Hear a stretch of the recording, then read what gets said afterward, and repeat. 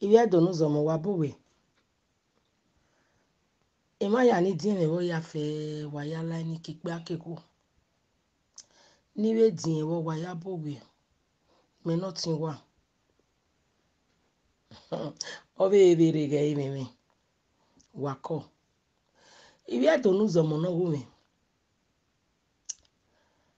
Iyroe no bi omoze no bi dun laka. Ko iye menutai. Ega sokpa una ladian. Uwoku banu awawe motan. Obanu awoge enogiolia, chifolia. Ona banu awoge what is the name again? Chief Iyroe. Iyroe mavenu yata ona yati ebo. Ona banu awawe motan. Ona banu awoge Chief Iyroe. Ona banu awe wogolia ona yati ebo nedo. Iyroe uwe wa ya fe no ya senu uwe ne ya same yunu kekume igba iyun na ya serin Iyroe je kai mota me no wo no digie yo ikata me wa vege no pe igba yan ne na yigan ewe mi e po to Iyroe ge nu na da la di amo okwo ni no ta ma wenu lawa no edo gbo gidigidi okiya mo be okwo ni no meta medu mo fi no lawa nede ogbo gidigidi di okiya mo okwo ni no meta medu mo fi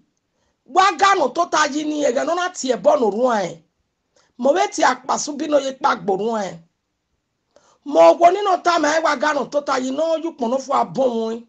pono fu ano ma ejo okay atota ya gani ruda of spirit down like beba gani nega ibe agbegbera wa pa wa gani eneni ata na ye donu zo mo do awa ya tai mo be okwo ni no beta medu mo fi no lawa nebe do gbo gidigidi okiyeja Iyroe mo be okwo ni no beta ma we Iyroe lawa ekenurie na haregbe egeni ope ni we last wu wa wada sun igba gu wa gun mo gwo ni no beta medu mo fi wa wu marie party yen ina we no se we aye o ma yo gupo na wa yo gupo no de ne me na egbera be nya na ne dokin ikia wa lalagbo mo gwo ni ne moda di ase na gwoko ni no gwan ni eri face ladian na tama ga ya mi na ya we mi na giga we mi e po to mo gwo ni Iyroe ko mo gwo ni no be tama we mo gwan mo ka ti e bonu nu wa deri owe uwi gbina ni je mi idian yes again ugbina na orie awon wanu enu ya igbina ne do orie tinu ugwe mota no ka we ki oba we ide no poku mo gwo ni no ta ma we ide no poku amo ba inu e mota no ka we ki oba amo ba inu iyesige amo ba inu we gbina ne gwa wa gbina no tornado wa mo ka nere urobio wa me pastor urobio wa mo boro urobio wa we mo tedore urobio wa we mo gwa no kware egwa ufinu gie mo ko ni no to na tu gbuna ni a because odewo wa de ope ade agbera ewe ni ka won gbogbo yo to no kedo gbuna ope anodo oni ofie ara omo akaze de agbije ewe ni ka mo akeyo to ni ofie akefo a o wa do ni ofie ara Iyroe ije ka mo ta ukaka bogumegu wegun uwena ya amameye amejunu na so nari oruejo nari umejo ami na ya so die kwa gbanyo asene bonati na la jere ije ka monta atiku mi wi no ba we yo ni gu wegun akere iwa estria do ya tane ni kari e lati awori ohun egega se ami kenuke yo bosila ai ni dadoge ri agmodo eyo ri eyo eyi mo ri e ba do agmo eyo ri e ba do agmo eyo ri eyo eyi mo ri o ma eyi mo ri e ba do agmo eyo ri e ba do agmo eyo ri e yore ekpeti we na gwana ha omaka ga ma fe na egwa bo omaka ga omego na egwa bo ekpeti we na ma so bi ogwo ma so dafen mo we pe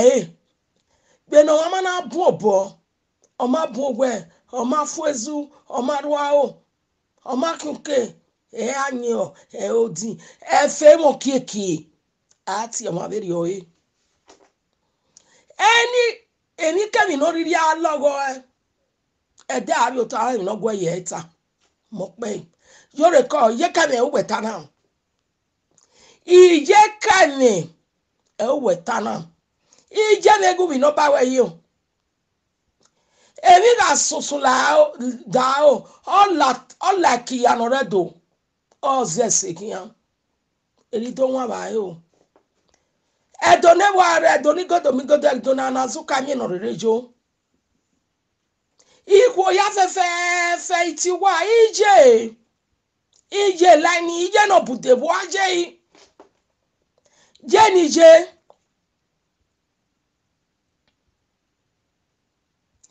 asiku eveje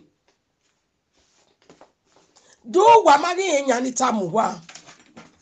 ika abo wegwere gbe mu eja vo ekpeti uge no la diana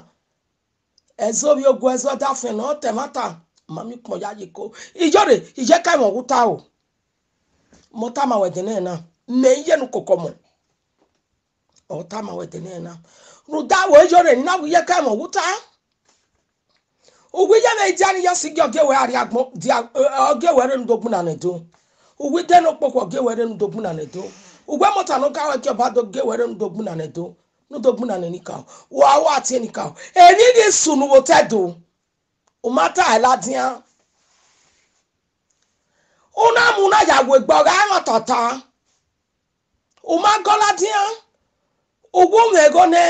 imagbavo we yin kage ya tama we di magbavo we agbavo ne kiya ne do eno mo go ori baye beto pa ki agbe yi we na inu na funu gi ego ai ofinu gi agbo ofinu gi tornado ofinu gi ababo ofinu gi abe pastor ofinu gi abe kami na woni opada me boy me o me wa me nuri latian alu ene akebie ugbe akebira akebiju akebimi akebira akebie o gba o to gbe na la kanana mi dun ezo kun me ba me no alu ene tele opa ino wiwe amami no ri ela ja peti uge denu gu be ri ela ja peti uge na o ga fu egbo ojo nu no ma eno mo go ori bayin e tama we afun ava jore ije kame uta eni ka o ogweni tama wo we na ije kame uta rudawo eni ka we gbinana utame wa emonuti iwe nuna we god of yore god of enika o yore iya minaya iya talati amawe iya ya do akama we we login ya akane bai na mi ado tabe ma we ejoro oku ejori o wo logo vanity ebo eye ti ebo de o yo we we ifani o te ticket o ari etu Pani kaka ma wega exam mo ko no beta ma wega exam o egbe no ma ti result meno aye gbe kin e ba no to aye gbe kin e ba no to mo beta ma we gari loyi wa isedo ari loyi ni regwa ute la we gba na mi omu wonuro aka ki okyo wetu Kyowo ti aka gbo gbe ba gbon fi eyin gogo because agba ma gbo no kwa ba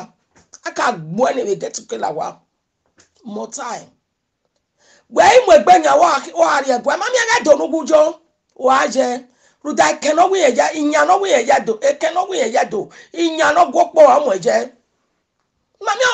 uyobo wa si ni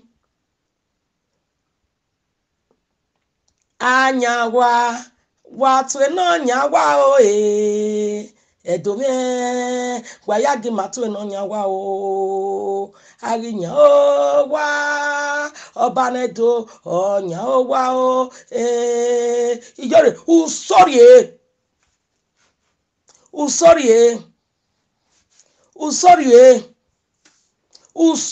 jore usori unu wa tu bo bene machine lokipo era no moza no raini imani jua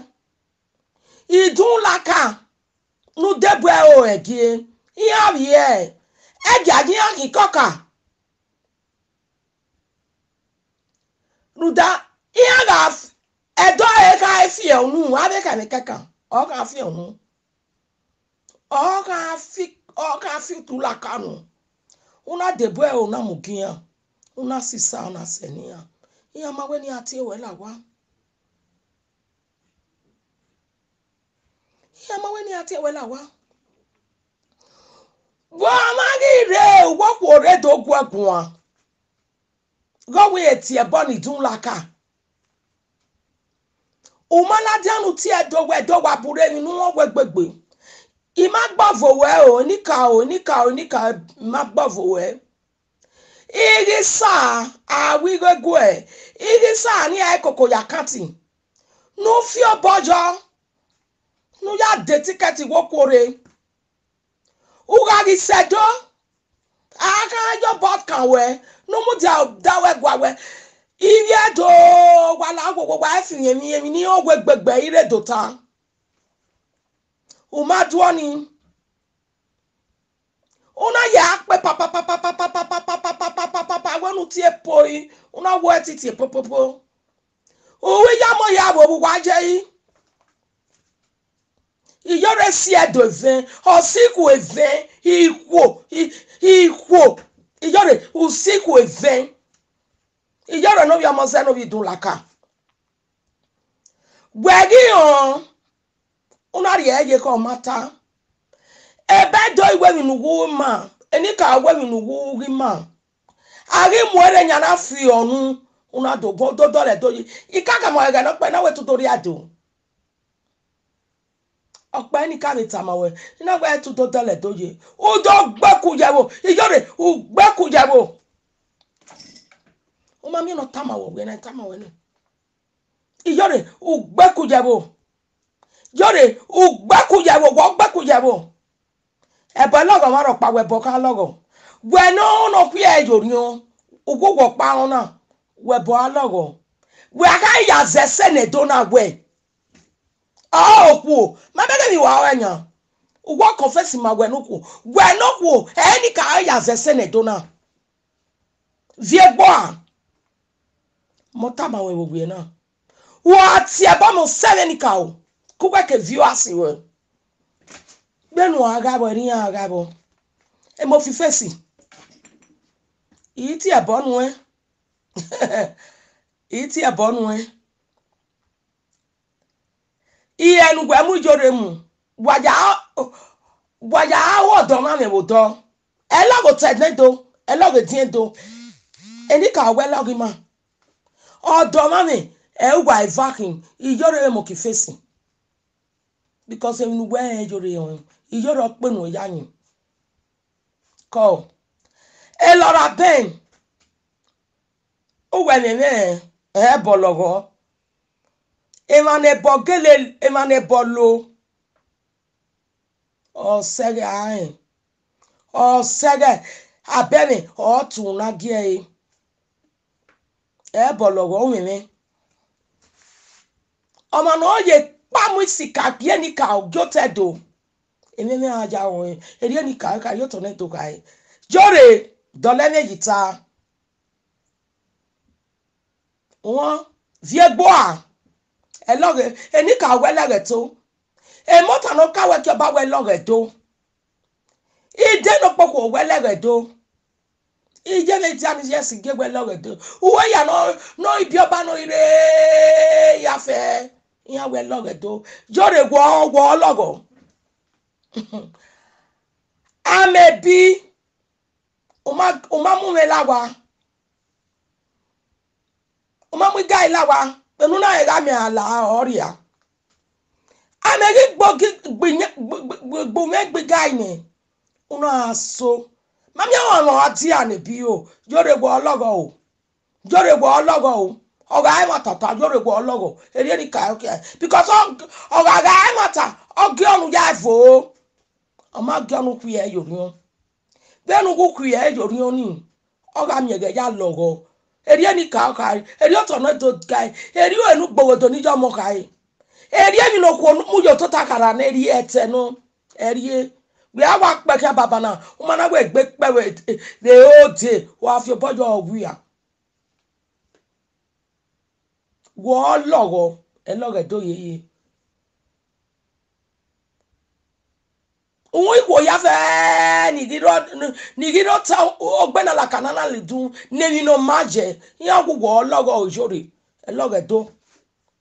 vie gbo a eloge do ndo ma egbo ma do le yita gba mi ekenu kurie